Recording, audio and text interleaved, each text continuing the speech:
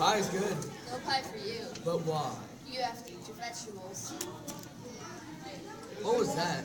I don't know. Was it me? I don't think it was me. It wasn't you. It's an earthquake. Stop!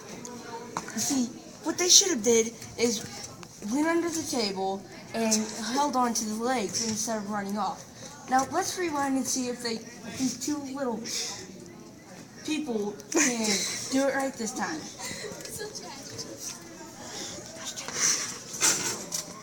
It's an earthquake.